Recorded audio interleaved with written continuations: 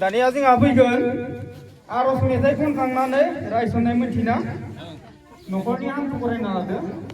लोगोसेनो फुल बिलाइ बिबार लाबानो जाबाय दे जाबायना हि क्लिं फो से हि क्लिं फो से हि क्लिं फो से हि क्लिं फो से हि क्लिं फो से हे फा सोरजिगिरि बोराइ बाथौ दिनै जों नोंखौ आघन मासनि 24 अक्ट'आव बाथौ दुमनानै माइरं गोरलै बावनाय दिनाव बावनाय थिनायाव माबाफोर थालांदोंब्ला नों आफाया बिस्ति रामसियारिनि न'खरखौ निमाहा होनांगोन आफा इसोर नोंनि गोथार थानसालियाव नोंनिनो आंगो फिसाफोर लोगोसे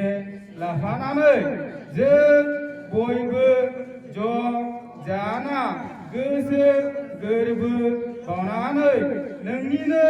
सोरजिनाय बायदि बायदि गोदै गोथाव फिथाइ सामथाइ बिबार बिलाइ बावनानै खुलुमबाय सिबिबाय गोसो गोथारै हे आफा सोरजिगिरि दिनै जोंनि नोंखौ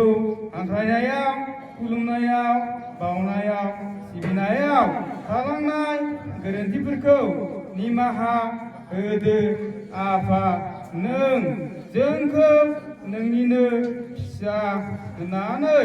आनज्रायदो आफा नों निदान आफोद खैफोद बुहुमनि सानथ्र'हायै सुथुरनिफ्राय जोंखौ अननानै बोर होदो जोंनो अराय सम ग्रोम ग्रोम आलो आलो रायजो मोनजानायनि गोरों गोरा गुनि गियानि जानायनि दैदेनलांदो जोंखौ अराय गोथार गोथों आरो गोजों लामाजों दहाय आफा बोराइ बाथौ दहाय आफा बोराइ बाथौ दहाय आफा बोराइ बाथौ दहाय आफा बोराइ बाथौ दहाय आफा बोराइ बाथौनि जय आफा बोराइ बाथौनि जय आफा बोराइ बाथौनि जय आफा बोराइ बाथौनि जय आफा बोराइ बाथौनि जय आफा बोराइ बाथौनि